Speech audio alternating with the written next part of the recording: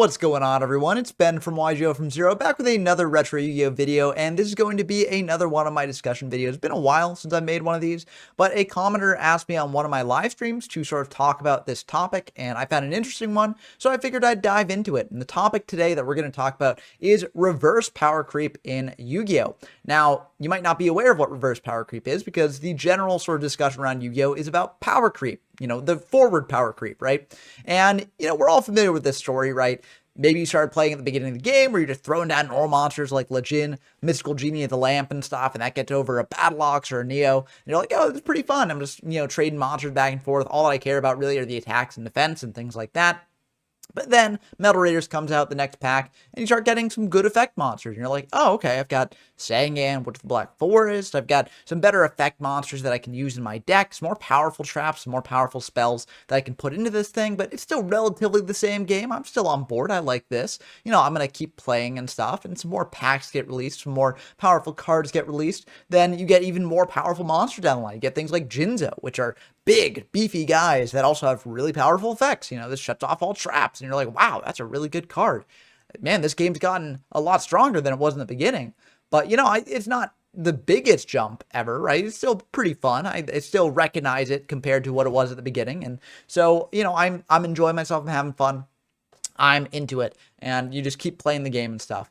And then, I'd say that the first major jump in power, although you could argue for some earlier formats as well, you get Invasion of Chaos coming out. And that released stuff like Chaos Armored Dragon, Envoy the End, and Black Lotus Soldier, Envoy the Beginning.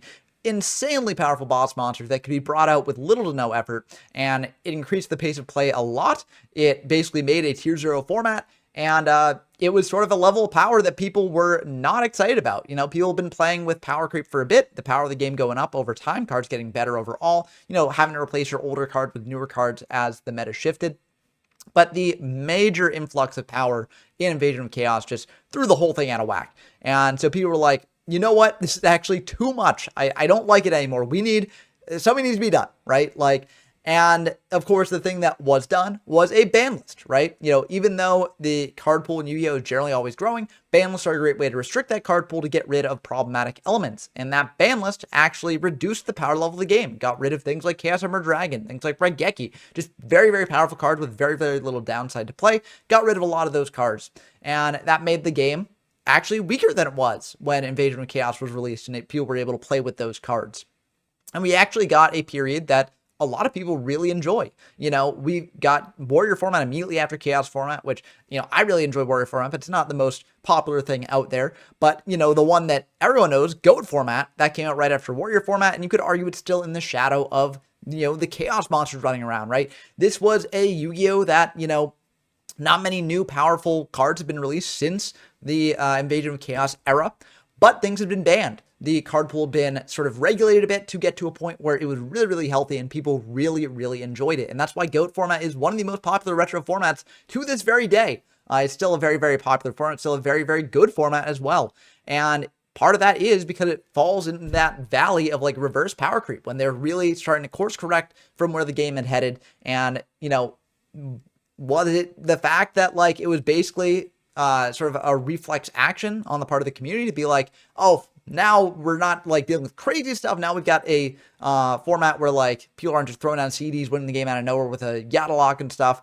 Okay, I like the game now. This is great. Sort of just seeing what had come before that was so bad, or is it actually a really, really good format? I would lean towards it's actually a really, really good format, but there's the psychological impact to keep in mind there. And I will say that, there are a lot of other really good formats throughout the game's history, but GOAT is what caught on first. And maybe part of that is the psychological impact of the reverse power creep, right? Because I think in time to reverse power creep, people really enjoy the game. You see that trend throughout the game's history. You actually see it in the other most popular retro format at the time, which is Edison format. Edison format is soon after the format with Dark Strike Fighter running around and just wreaking havoc, right? Because people were doing these crazy, insane OTK decks with Dark Strike Fighter just finishing off people. And it was not fun for a lot of people. A lot of people did not enjoy that sort of high octane power. And the game had definitely ridden in power a lot by that point. And then eventually they banned Dark Strike Fighter. And without that deck in the format centralizing everything, they also hit Blackwing, which was very, very good at the time as well. And of course, Blackwing is still very strong in Edison, but, one Gale really helps out a lot. There's some minor changes to that. But either way, you have sort of Edison format as another one of those reverse power creep valleys where the game had gotten out of hand at a point and they'd curbed that a bit to then get to the Edison format that a lot of people know and love. So it's kind of interesting to see how this sort of works. And, I hadn't really considered reverse power creep until this commenter mentioned it. So big shout outs to Investing with Cole for mentioning this and setting me down this rabbit hole. But I think it's really cool. And I think it's actually a way to potentially find other formats that people might really enjoy and sort of latch onto. In order to explain what I mean, I actually want to sort of make a little graph here to just elucidate my thoughts a bit further.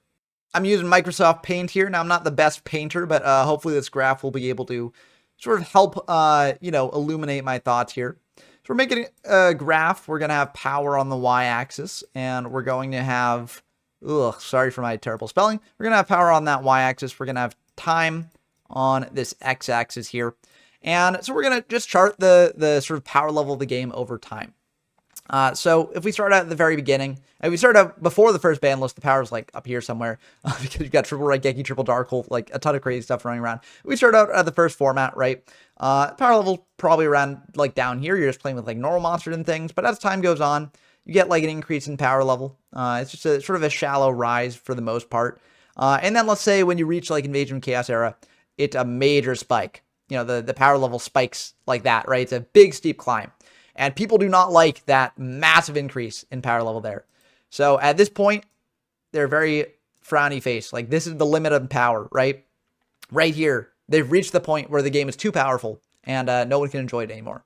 So what does Konami do? They put in a ban list here that immediately drops the power level back down. Now, as a note, power level is still generally higher than what it was before, but it's lower than that peak. So once you reach this sort of point here, this level, people are happy again because they're still comparing it to the power level up here. And they do not like that power level up there. They like this power level down here. So they are happy again at this power level. But of course, the game's got to go on. The power level's got to rise again. So we're going to rise again. Of course, the GX era had a lot of pretty weak cards coming out. But it's still a general growth in power level over time. I mean, you did have a couple impactful cards per set and stuff. But then Cyberstein started rearing its ugly head, doing a bunch of annoying combos, terrible combos, and ruining the power level of the game. So then you have a massive rise in power level again with the inclusion of Cyberstein. And so people are unhappy at this point. We've reached a new sort of power level that is higher than the previous power level, but people still do not like it. So what do? They institute a ban list. We go down on power level a bit here to this power level here, which actually, if you sort of like map out this power level, right? If you draw a line here, you can see that it is still a bit above the power level that maybe not quite above, but like what I'm trying to say is that over time, you'll eventually get to things where this power level here that people are happy with now is above the power level of some earlier formats, right? Maybe not Chaos format because Chaos format realistically is like super high up in power level because Chaos Emerald Dragon is an absurd card. And you had a lot of other banned cards that were running around, which were kind of absurd. But either way, you get down to power levels over the course of the game's history that are above previous power levels that people were unhappy with. But now, because of this new power level up here that they're really unhappy with, now people are perfectly fine being happy here.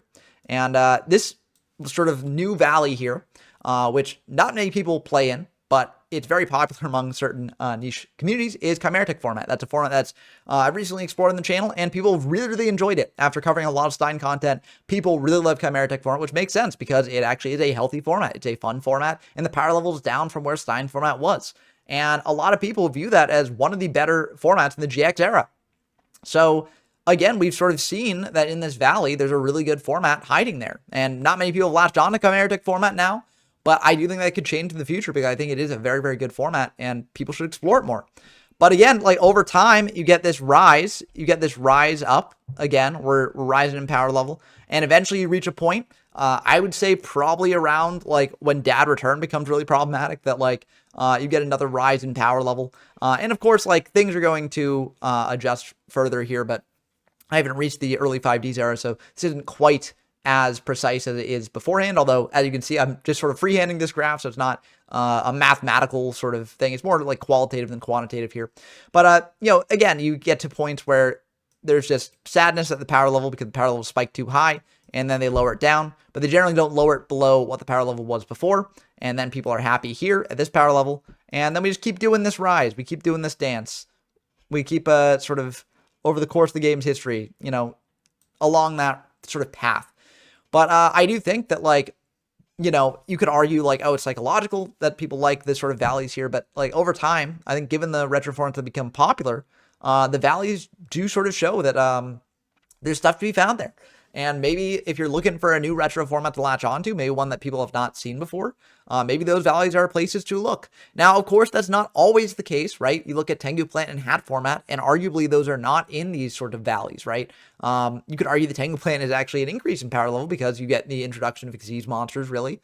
And Hat format is kind of the end of the era before a major spike in power level. So that's kind of a reverse valley almost. It's not really a valley, but it is sort of the last point before the pendulum era, right? And a lot of people view that as when the game really, really starts to change.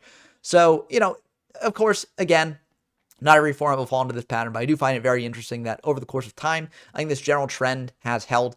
And it's just interesting to see how psychologically that impacts how people view these formats. So what do you think about sort of my hypothesis here, or at least the discussion that I'm making? Do you think that if we look in each of these values, there will be a new retro format just waiting to pop off? Or do you think that this is all just a coincidence, right? And it's just sort of held together by Goat and Edison falling into those categories. But on the whole, that's not necessarily how the game works. Let me know down in the comments below. Let me know also if you have any personal experiences with this sort of reverse power creep and how you really enjoyed when Konami started to restrict a very powerful strategy and it made the format a lot better. Let me know it in the comments below. I always look forward to discussing with you all as always. And of course, as always, big shout outs to my patrons, Rinspin, Pork Trap Coon, Brett Knocker, Tyler Compton, GeoMyFS, Dump Truck, and Scout Zero. It means a lot that you all support me this way. Could make more videos like this in the future. If you want to play games in any of the formats that I feature on my channel, head on over to the YGO from Zero Discord server. And also let me know if you want more discussion videos like this. I don't do them too often because they generally don't perform too well. But if people like this one, I'm always happy to make more. But that's going to do it for this video. I hope you enjoyed as always. And until next time, I've been Ben from YGO from Zero. I'm signing off.